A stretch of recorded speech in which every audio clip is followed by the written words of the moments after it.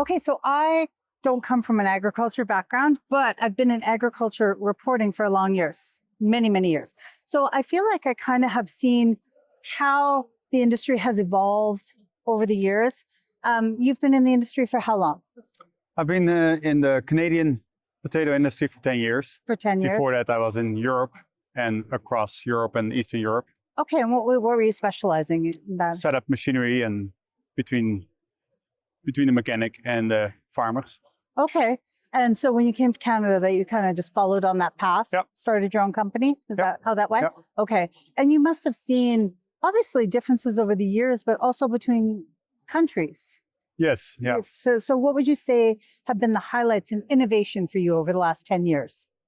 Worldwide, you see the trend going to reduce labor because labor is a tough thing to fulfill nowadays. Of course. It's hard to find people in general. It's hard to find capable people and those kind of issues. So a lot of the solutions nowadays are around labor.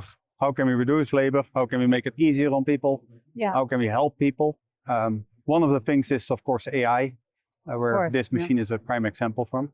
This machine is so tell me about how is that AI based? So this machine has a bunch of cameras in the system. Yep. And the cameras look at potatoes. So the machine can learn from the potatoes what it sees, like a grader, like a normal person. Yep. You can teach them, or like a child, you can teach them. Keep showing them different issues, different varieties, different quality concerns.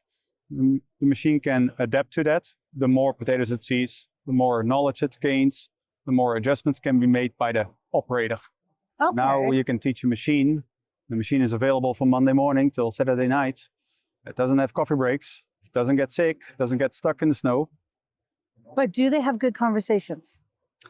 That's, yeah. So the first machines, these machines are been out here in Canada for 2 years. So the first machines were sold to the first adapters. Yeah. The owner operators who work with machines, who work with technology, who like technology. Yeah. So now we start seeing the second group of people looking at these kind of technologies, and they think the machine does everything. Of course, you still need to tell the machine what you want to get done. Of course, right. And that's now the next challenge, that we need to get some kind of bridge between the first adapters and the second adapters, that they learn also from each other on operator level.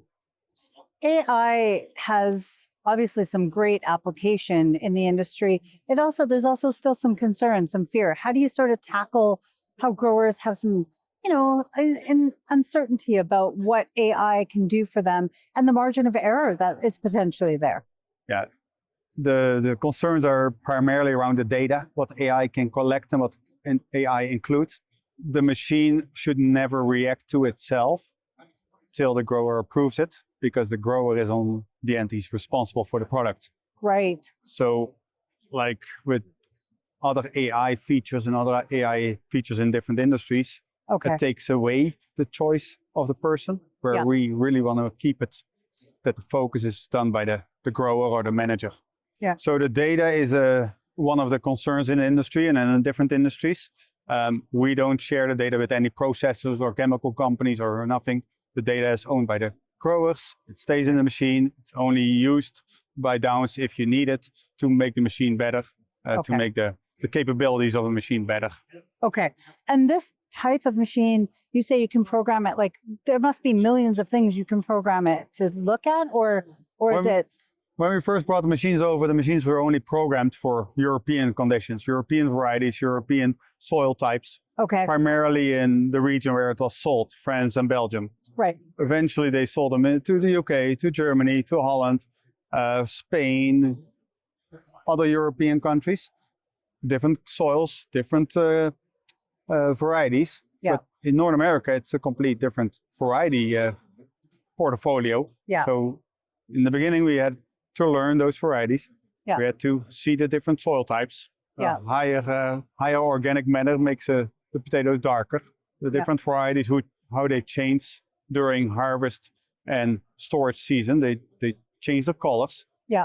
So all those features, yes, that takes time, and the machines need to learn that, and Downs needs to learn about those different conditions as well. But right now, Downs is selling to Australia, North America, Latin America, and all of Europe. So the more data, the more they see, the better the machines get. I love that message about separating the fears between what we worry about with AI and where it can be really good. In this situation, we're clearly looking at a piece of equipment that is good AI. Yep. That is very good AI. Yep. In the past, it seems like innovation sort of ticked along. It kind of was doing its thing, but now it feels like we're getting new innovation like every day. It's rapid pace. How do you advise growers on how to keep up with that pace? That depends on which grower. Some growers, you can better wait a couple of years, Right. just to see how things evolve and see how it fits in their operation. Yeah. Other growers, they want to be on top of it and they want to be one of the first adapters. Yeah. So there's risks to that, or there's choices to that. Of course. They can join. Yeah. They can go with different technologies. There's 5-6 different providers like this machine on the market. Yep. So you can pick and choose what you want. Overall, what I see between now and the future, the machines and the conveyor belts and the hardware doesn't change. We can't improve much there. We can make them more efficient. We can make them fast. We can make them better priced. No, we can make the technologies around the machines better. So Right. how can we incorporate the technology into an existing machine what's in pretty much 20 years the same? So more and more old machines could be retrofit down the road with technology like this. Okay. You don't need to have a complete new line of equipment. You can incorporate certain features in older style equipment. What do you think of the state of the industry right now for potato growers? We had a couple really good years on the yield-wise and quality-wise because the climate was nice. The improvements with fertilizer and chemical and varieties has seen his path. I hope the industry adapts to that, but don't count on it every day or every season.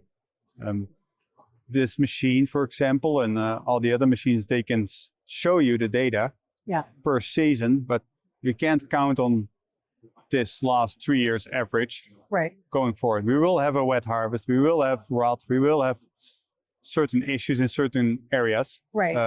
Early frost, lose half of the crop because of frost. That all will come back. Technology will not change that, and it's still Mother Nature. Yeah, that's absolutely true. I was talking to someone the other day about climate change potatoes that are being resistant to climate change. And it didn't seem like an issue here, obviously, because we don't have quite the same weather, but the way things are going, you never know. So it's good to be prepared and adapt. And I liked what you said earlier about just now about that you still have to adapt to the climate or to the weather or whatever. The data is only good for so much, but if the data is quality, that's a good start, right? The data helps the grower to make the decisions. There's no single platform that takes the decision away from the grower, because every grower has their own ideas and their own philosophy to run their farm or their operation. And that's the nice thing. The more data, the more tools they have to make those decisions.